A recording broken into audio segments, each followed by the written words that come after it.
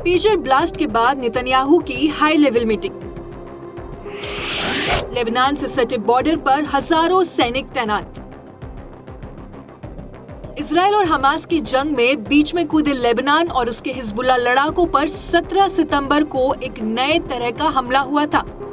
अचानक लेबनान और सीरिया के कई शहरों में हिजबुल्लाह लड़ाकों द्वारा इस्तेमाल किए जा रहे हजारों पेजर बम फटे थे, जिसमें कुल 12 लोगों की मौत हो गई और 4000 से ज्यादा लोग घायल हुए थे। लेबनान में पेजर सीरियल ब्लास्ट के बाद से दहशत का माहौल है। इस हमले में हिजबुल्लाह के कई लड़ाके मारे गए हैं। अब इसे लेकर लेबनान का आरोप है कि इस सीरियल ब्लास्ट के पीछे इजराइल का हाथ है।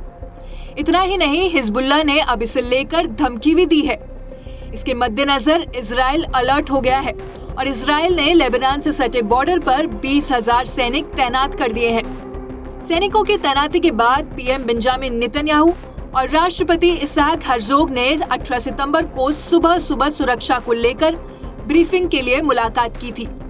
इसके अलावा इजरायली सेना chief of staff general Herzi Halevi ने वरिष्ठ सैन्य कमांडरों के साथ मीटिंग की। इसके साथ उन्होंने रक्षा और आक्रमण की तैयारियों का जायजा भी लिया। साथ ही साथ वहां के नागरिकों को सतर्क यानी कि अलर्ट रहने के लिए कहा गया है। हालांकि इजरायली सेना ने लेबनान में पेजर विस्फोटों के बारे में सवालों का जवाब देने से इनकार किया है। बता दें, इजराइल ने दक्षिणी कमान के तहत गाजा पट्टी में महीनों तक चले ऑपरेशन के बाद अब आईडीएफ के 98 डिवीजन को उत्तरी इजराइल में तैनात करने का फैसला किया है। ये फैसला हिजबुल्लाह के साथ बढ़ते तनाव के बीच लिया गया है, जिसके बाद पैराट्रूपर्स और कमांडो डिवीजन अब उत्तरी कमांड के तहत 36वें डिवीजन में शामिल हो जाएंगे। लगभग 20,000 सैनिकों वाले 98 डिवीजन को अगस्त के अंत में दक्षिणी गाजा के खान यूनिस से वापस बुला लिया गया था। खबरों के मुताबिक 12 लोग मारे गए हैं, जिसमें 10 हिजबुल्लाह के लड़ाके शामिल हैं। बता दें, इन हमलों का मेन टारगेट लेबनान की राजधानी बेरूत बताई जा रही है।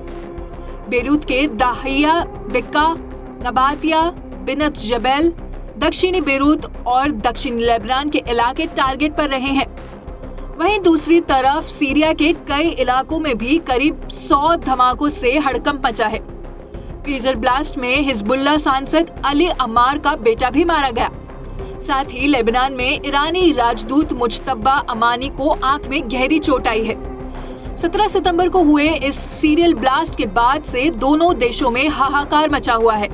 लेबनान में लोग खौफ में हैं और तो और सरकार ने लोगों से पेजर्स को तुरंत फेंकने को कहा है। हमले के अगले दिन यानी कि 18 सितंबर को लेबनान की सड़कें खाली नजर आई।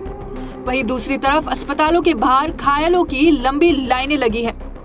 चप्पे चप्पे पर सुरक्षा कर्मी तैनात है और हर संदिग्ध दिखने वाले शख्स से पूछताछ हो रही है। धमाकों के मद्देनजर लोगों ने पेजर्स को फेंक दिया है और तो और अब वहां के नागरिक फोन इस्तेमाल करने से भी घबरा रहे हैं। और सवाल ये उठता है कि आखिर पेजर्स अचानक कैसे ब्लास्ट हुए। ब्यूरो रिपोर्ट, क्राइम तक।